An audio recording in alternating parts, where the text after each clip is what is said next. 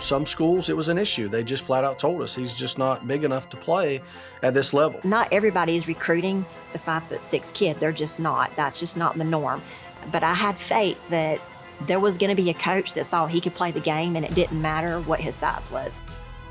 I mean, there was some times where I was like, I feel like I'm doing all I can right now and I'm still not getting the opportunity. And we were just truly blessed that Georgia Tech just said, you know what, we don't care. He's producing, he's putting up the numbers, he's doing the things that other kids much bigger than him are doing, so they gave him that opportunity.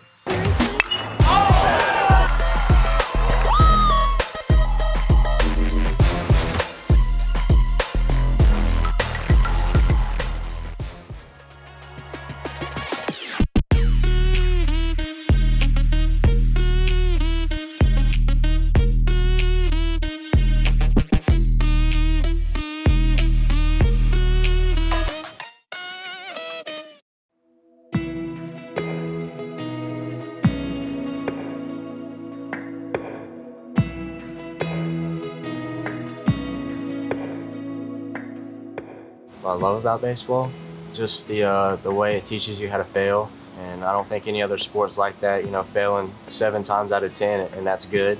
So it really teaches you about life and how to get back up after failing and just keep pushing.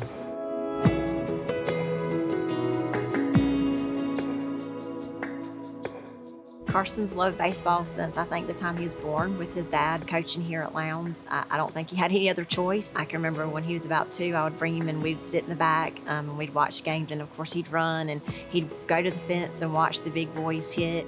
When he was about 5, he was able to finally go in the dugout and ride the bus with some of the kids. And so we've got pictures of him, you know, with sunflower seeds in his back pocket, acting like he was just one of the boys.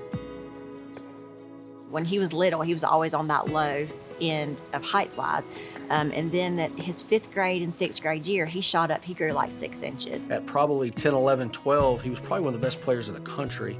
He was bigger than everybody, he was stronger than everybody. Once he got into middle school and high school, he kind of just stopped growing. We said, you know what, you may not be 6 foot, but you can still do those things. And we watched him struggle through some of that. You know, just like anything in life, you're gonna hit struggles, even the things that you're good at. 14 or 15U baseball, I was really tearing it up. I was playing really good. Probably one of the best hitters in the country, numbers-wise. You know, I'd get on social media and I'd see these guys that are 6'3", you know, just these huge guys that, you know, I'm out playing and I've played better than them, but they're committing to these huge colleges.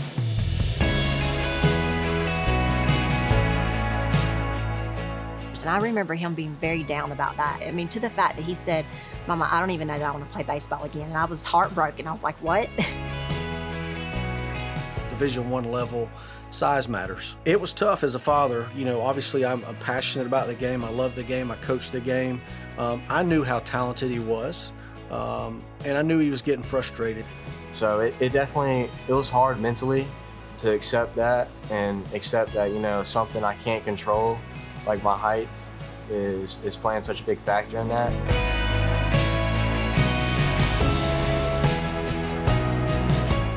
Not everybody is recruiting the 5'6" kid. They're just not. That's just not the norm. But I had faith that there was going to be a coach that saw he could play the game and it didn't matter what his size was. So just trying to convince him that, you know, if you put up the numbers and you do the things that you need to do, somebody's going to take a chance on you. And just continuing to push him in that aspect. So it was tough sometimes, but, you know, my family continued to preach to me, and my parents stayed on me that, you know, God's just got a plan, and, you know, I don't understand what's happening right now, but I will.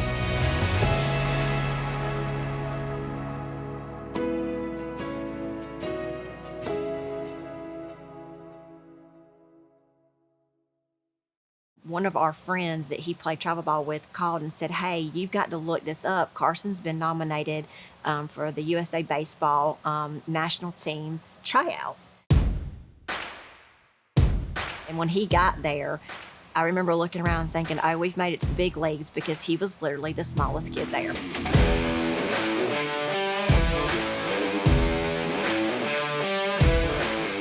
So in the mornings we did practices, and then in the afternoons and the nights we did games, and that was kind of the tryout to see who made the team. In the first night at Team USA trials, I went 4 for 4. I played really good defense, and I actually won the flag of the game. And if I ever just close my eyes and think about like what game was just like, wow, I played amazing, it would be that game. He was playing against those kids, and he hit over 600 against some of the best arms in the nation. And so when you can do that, I think, of course, it boosts your confidence. And I think he finally saw, I can do this.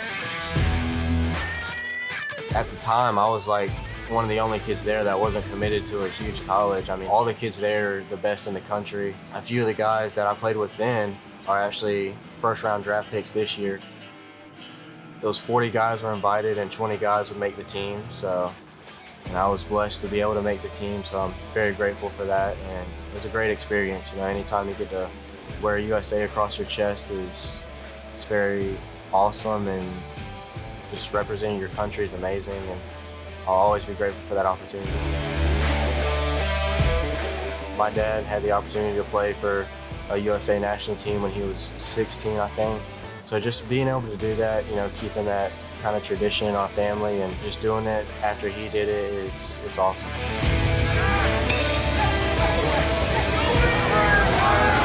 And so after that is when all the colleges started coming. So he started to see this can be a reality. Just because I'm short doesn't mean I can't do it, and I think that made the difference.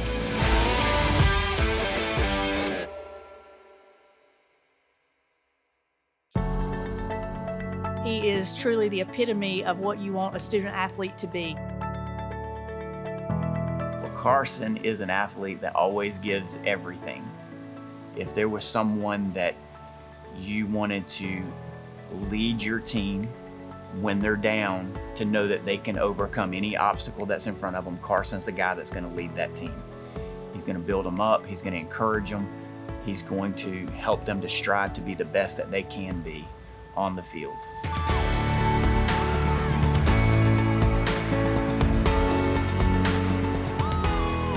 I'm not one of those guys that's going to go out and yell and scream at guys.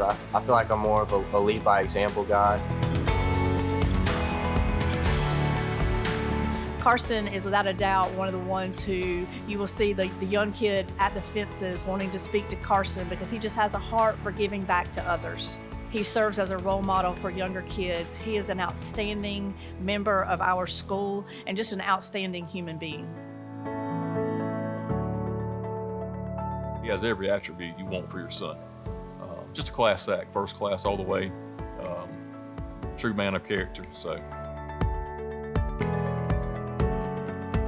for some people, to have everything in front of them, to have every opportunity, that could totally be something that gets in their head and that they think that they're better than anybody else. But Carson is probably the most humble person I've met. And he works his butt off more than anybody else because he is going to try to earn every opportunity that he's got. That just defines his character.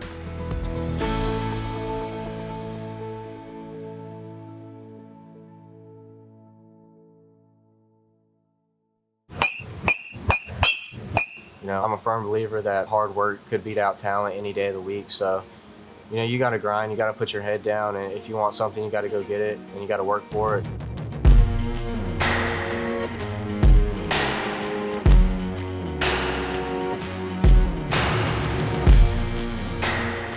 I love the kind of run-through play, the Chipper Jones play, fielding it off balance and throwing. That play is always fun to me, and I've practiced it a lot. If you can make almost all the routine plays and then make some of those difficult plays, I feel like that makes a really good second baseman. He can really defend. Most, major leaguers go for 80 to 20 scale. He's probably a 70 defending. Doesn't make errors. I think he's made 3 errors in the last 3 or 4 years. Ability to barrel baseballs is very high, but he doesn't have a lot of juice. He doesn't have power. Yeah, just gap-to-gap approach, trying to hit line drives all over the field and get on for my team. When he's hot with the bat, he's obviously at the top of our lineup, getting on base, causing havoc, doing things like that. He's just a complete player. He helps us on every aspect of the game.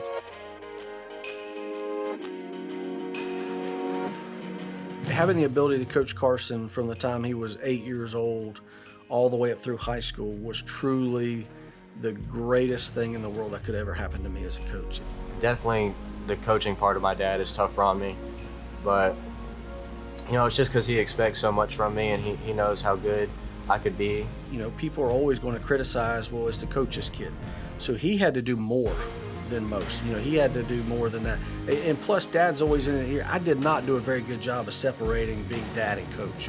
So there was a lot of struggles when he struggled at home. My expectations for him are just different than other kids. The dad part in him is more kind of relaxed and uplifting, and the coaching part's more kind of, tough love and being on me about everything, but I'm very grateful for both.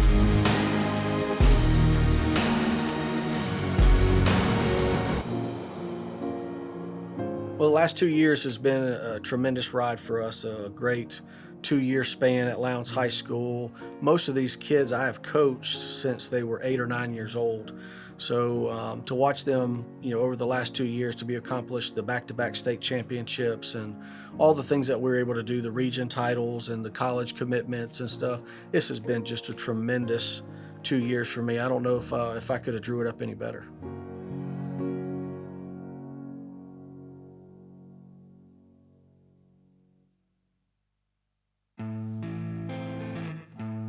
Some schools, it was an issue. They just flat out told us he's just not big enough to play at this level.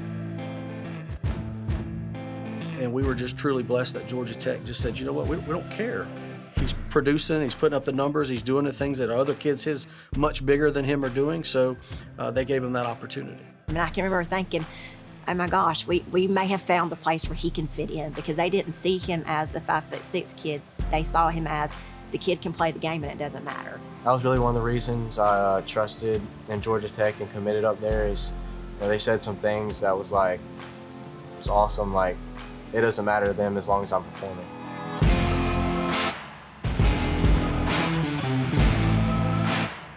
Being a D1 athlete is tough to begin with. It's an unbelievable achievement.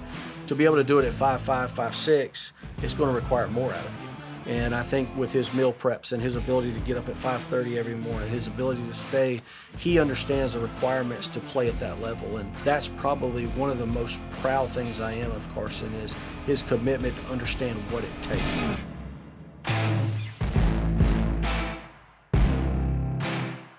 I mean, that's the ultimate compliment on your ability level.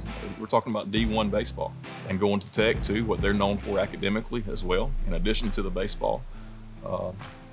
That's a pretty big testament of his ability and commitment and the work he's put in at an early age up until now. I have no reservations he'll be successful at the next level, and I look forward to seeing what he's able to accomplish. Playing at a prestigious school like Georgia Tech is an outstanding honor, so we are always proud of Carson for being able to make that level.